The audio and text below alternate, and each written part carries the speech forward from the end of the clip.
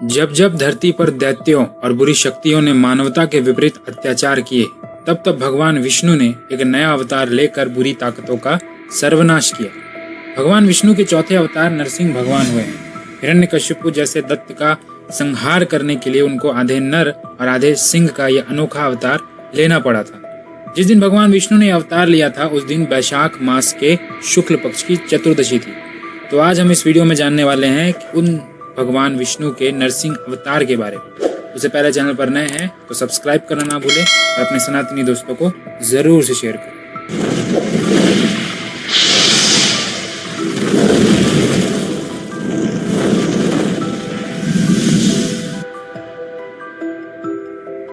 जय श्री कृष्ण दोस्तों, स्वागत है आपका इस नए वीडियो में। और आज हम लोग देखने वाले भगवान विष्णु के चौथे अवतार नरसिंह भगवान के बारे में।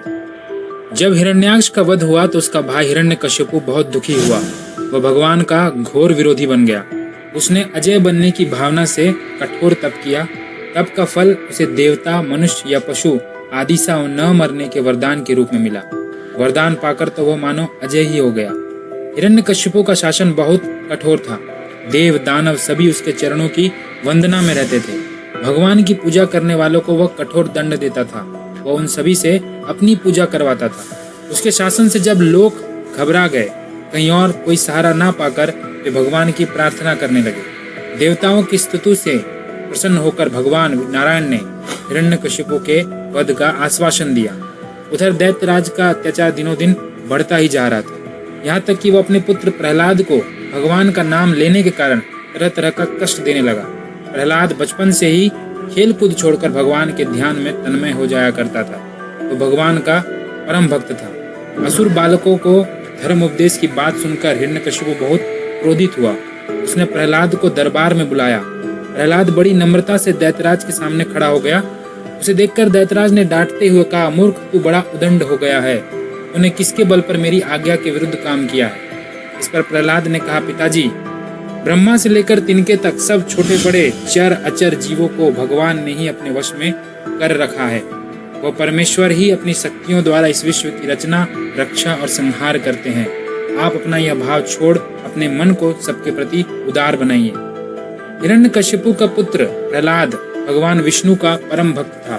उसने प्रहलाद को भगवान विष्णु की भक्ति से रोकने के लिए अनेक प्रयास किए, लेकिन हर प्रयास उसका बेकार हो गया। यहाँ तक कि उसने अपने ही पुत्र के प्राण लेने की भी कोशिश की, लेकिन प्रहलाद का बाल भी बाका नहीं हुआ। एक दिन जब प्रहलाद ने उससे कहा कि भगवान सर्वत्र व्याप्त है, हिरण्यकश्यप ने उसे चुनौती देते हुए कहा कि अगर तुम्हारे भगवान सर्वत्र हैं तो इस स्तंभ में क्यों नहीं दिखते? यह कहते हुए उसने अपने राजमहल के उस स्तंभ पर प्रहार कर दिया। तभी स्तंभ में से भगवान विष्णु नरसिंह अवतार के रूप में प्रकट हुए। उन्होंने हिरण्यकश्यप को उठा लिया और उसे महल की दहलीज पर ले आए। भगवान नरसिंह ने अपनी जांघ पर लिटाकर उसे सीने को अपने नाखूनों से फाड़ दिया और अपने भक्त प्रहलाद की रक्षा की। भगवान नरसिंह ने जिस स्थान पर हिरण्यकश्यप का वध किया, वह ना तो घर के भीतर था न बाहर। उस समय गोधूली बेला थी, यानी न दिन था न रात। नरसिंह न पूरी तरह से मानव थे न ही पशु। हिरण्यकश्यप का वध करते समय उन्होंने नरसिंह ने उसे अपनी जांघ पर लिटाया था, इसलिए वह न धरती था न आकाश।